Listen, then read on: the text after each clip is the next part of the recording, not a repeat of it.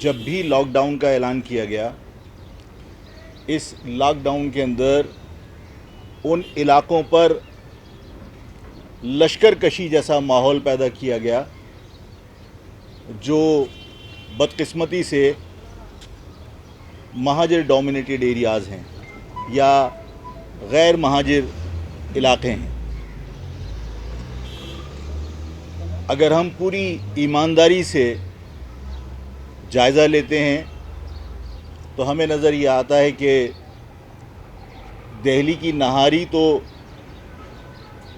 بند ہو جاتی ہے کرونا میں، لیکن شنواری کی کڑھائی بند نہیں ہوتی۔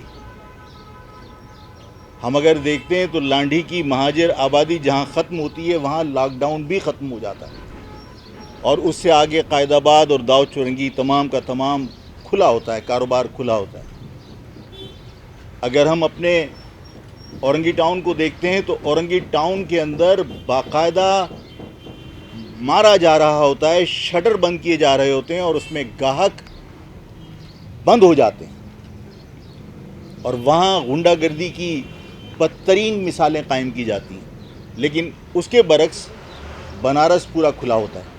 یہ اس کرونا کی آڑ میں اور ایس او پیز کی آڑ میں سندھ کی متعصب انتظامیہ سوائے لوٹ مار کے کوئی اور عمل نہیں کر رہی۔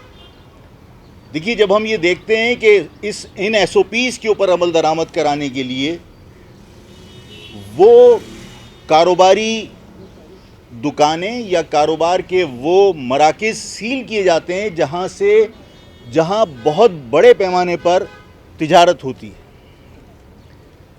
تو ہمیں لگتا ہے کہ یہ سب کچھ اس شہر کے تاجروں کو لوٹنے کے لیے سب کچھ کیا جا رہا ہے۔ یہ شہر کا حال ہے۔ موبائل مارکیٹ پوری سیل کی گئی، اسی طرح پیسے وصول کیے گئے، اسی طرح درجنوں کاروباری لوگ ہیں، میں ان کے نام اس لیے مینشن کرنا نہیں چاہ رہا، گریز کر رہا ہوں کہ ان کے لیے بعد میں مشکلات نہ آئیں۔ انہوں نے حلفیہ کہا کہ ہم نے 1 کروڑ روپیہ رشوت دی ہے۔ یہ شہر، اس میں سوائے لوٹ مار کے ایس او پیز کے ذریعے کچھ نہیں ہو رہا۔ اور دیکھیے، یہ انتظامیہ سندھ گورنمنٹ نے جو مسلط کی ہے، جو نئے اسسٹنٹ کمشنر بھرتی کر کے دادو اور لاڑکانہ اور جیکوباد سے یہاں پوسٹ کیے گئے ہیں، ان کو باقاعدہ یہ چھوٹ دی گئی ہے کہ وہ جس کی چاہتے ہیں دکانوں کو سیل کر دیتے ہیں۔ آج آپ کے ہاں ایک اور آرڈر پاس کر دیا کہ 8 بجے کے بعد کوئی بھی شخص نکلے گا تو 50,000 سے 2 لاکھ روپے تک جرمانہ ہوگا۔ کیا یہ اس پولیس کو غنڈہ گردی کرنے اور بھتہ دینے کا لائسنس نہیں ہے کہ وہ چلتے ہوئے کسی بھی شخص کو روک کر 50,000 روپے کے جرمانے کی بات کرے یا اس سے 10-20 ہزار روپے رشوت وصول کر لے؟ ہم سب کے سامنے ہے کہ یہ پولیس اور یہ انتظامیہ دکانیں بند کرانے کے لیے لاٹھیوں کا استعمال کرتی ہے۔ تاجروں کو، بیٹوں کے سامنے باپ کو تھپڑ مارے جاتے ہیں اس شہر کے اندر کاروبار کرنے والے لوگوں کے ساتھ۔ دکانوں پر ظاہر ہے کہ باپ بھی تجارت کر رہا ہے اور بیٹا بھی اس کے ساتھ اس دکان کے اوپر موجود ہے۔ بیٹے کے سامنے بزرگوں کو، ان کے والدین کو تھپڑ مارے گئے۔ شاہ فیصل کالونی شمع شاپنگ سینٹر کے لوگوں نے مجھے بتایا کہ اچانک آگے دکانیں بند کرنے کے لیے چاند رات کو انہوں نے لاٹھی چارج کیا اور دکانوں کے شٹر کھینچ کے بند کر دیے، جس میں عورتیں اندر محصور ہو گئیں۔ یہ تو کسی مقبوضہ علاقے میں بھی اس طرح کی بدماشی اور دہشت گردی نہیں ہوتی۔ یہ انتظامیہ، جب میں بعض اوقات کوئی تلخ بات کہتا ہوں تو بہت سارے لوگوں کو برا لگتا ہے۔ وہ میں نے کلپ بھی دکھایا تھا ایک مرتبہ کہ یہاں پر ٹھاکر ایسے کر سکتا ہے، وہاں نہیں کر سکتا۔ اسی طرح یہاں پر ہمارے شٹر گرائے جا سکتے ہیں، لیکن دودھ والے کی دکان سیل نہیں کی جا سکتی کہ 94 کی بجائے 140 میں وہ کیسے فروخت کر رہا ہے۔ یہ سارے رویے یہ ثابت کرتے ہیں کہ جو کچھ اس شہر میں زیادتی ہو رہی ہے وہ زبان کی بنیاد پر ہو رہی ہے، جو اس ملک کے لیے، اس صوبے کے لیے مناسب نہیں ہے۔ بارش کی چند بوندیں گرتی ہیں تو اندرون سندھ میں آپ اندرون سندھ کو آفت زدہ ڈکلیئر کر کے آبیانہ معاف کر دیتے ہیں، تمام زرعی ٹیکس معاف کر دیتے ہیں، تمام قرضے معاف کر دیتے ہیں۔ اس شہر کے اندر جو آفت ہے، اس شہر میں جو مشکلات ہیں، اس شہر میں کاروبار کی جس طرح تباہی ہوئی ہے، اس کے بعد سندھ گورنمنٹ کو سندھ کے شہری علاقے کراچی اور حیدرآباد کو آفت زدہ ڈکلیئر کر کے یہاں کے تاجروں کے جو ٹیکسز ہیں انہیں معاف کیا جانا چاہیے, ٹیکس ایگزمپشن ملنا چاہیے ان کو, اس لیے کہ یہ سروائیو نہیں کر پائیں گے اگر ان کے ساتھ ٹیکس میں ریلیکسیشن نہ ہوئی یا ٹیکس کے اندر ایگزمپشن ان کو ٹیکس میں نہیں ملی. کہ جن لوگوں کا پیٹ بھرا ہوا ہے, جو حکومت کے اندر شامل ہیں, کسی کی شوگر ملے ہیں درجن بھر, کسی کے ٹیکسٹائل ملے ہیں درجن بھر, 30 ارب روپیہ آپ نے اٹھا کے قرضے ان کے معاف کر دیے. اس شہر کے تاجروں کے ٹیکس معاف نہیں کیے جا سکتے. آئی ایم ایف نے 1 ارب 38 کروڑ ڈالر یعنی 2 خرب 12 ارب 55 کروڑ روپے, یہ ایک اماؤنٹ ہے. پھر اس کے بعد آئی ایم ایف نے $500 ملین جو تقریباً 77 ارب روپے بنتے ہیں. ایشین ڈیولپمنٹ بینک نے 3 مرتبہ پیسے دیے, یہ تقریباً $352 ملین, $238 ملین. ایشین بینک کے $352 ملین, 55 ارب روپے. ورلڈ بینک نے دیے $238 ملین, 36 ارب 65 کروڑ روپے. اب یہ ٹوٹل تو کیجئے.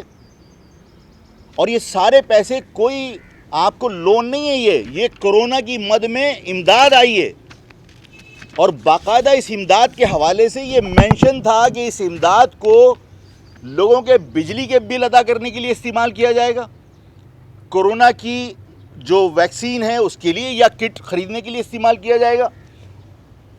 1200 ارب روپے کا اسکیم تو ابھی کل ڈاکٹر شاہد مسعود نے ٹی وی پہ ڈسکس کیا ہے, اور مزے کی بات یہ ہے کہ اس ادارے کا نام اس میں آیا جس کو آپ معتبر سمجھ کے نالوں کی صفائی کے لیے کراچی میں لائے تھے.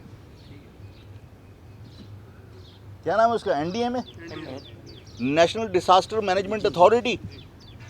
اس کو یہ پیسے آئی ایم ایف کے 101.38 بلین ڈالر جو ہے اس کو ملے تھے.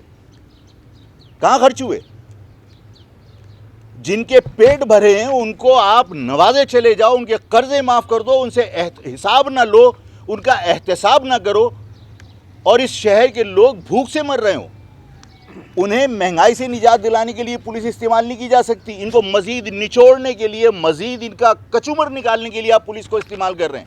یہ طے ہے کہ اگر حکومت سندھ نے اپنا رویہ تبدیل نہیں کیا اور یہ پولیس اور ضلع انتظامیہ کے ذریعے شہر کے لوگوں کو اسی طرح لوٹتے رہے اور اسی طرح تشدد کا نشانہ بناتے رہے اور کاروبار کو سیل کرتے رہے, تو تم بار بار کاروبار کو سیل کرتے ہو بدماشی سے.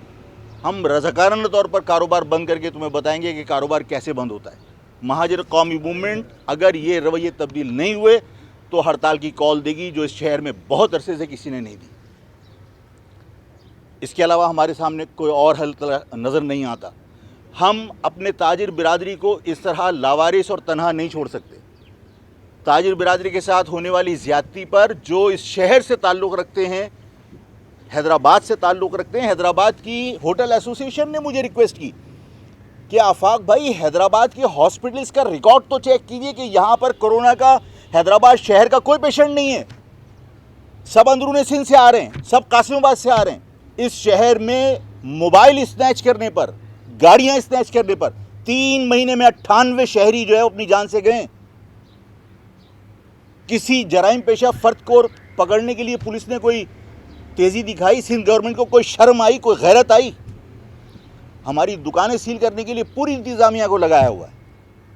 ہمیں کاروبار ہمارے تباہ کرنا چاہتے ہیں, ہمیں نقصان پہنچانا چاہتے ہیں, ہمیں معاشی طور پر کمزور کرنا چاہتے ہیں.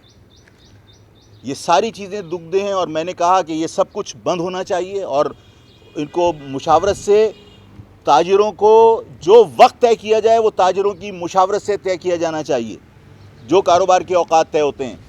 دوسرا, کاروبار کے لیے اگر کوئی وقت کا تعین کیا جاتا ہے تو اس کا 48 گھنٹے پہلے اناؤنسمنٹ ہونا چاہیے, بجائے اس کے کہ اچانک اناؤنسمنٹ کرنے کے بعد پولیس کو باقاعدہ یعنی لشکر کشی کے لیے بھیج دیا جائے اور وہ جا کے ڈنڈے مار کے دکانیں بند کروا رہے ہوں.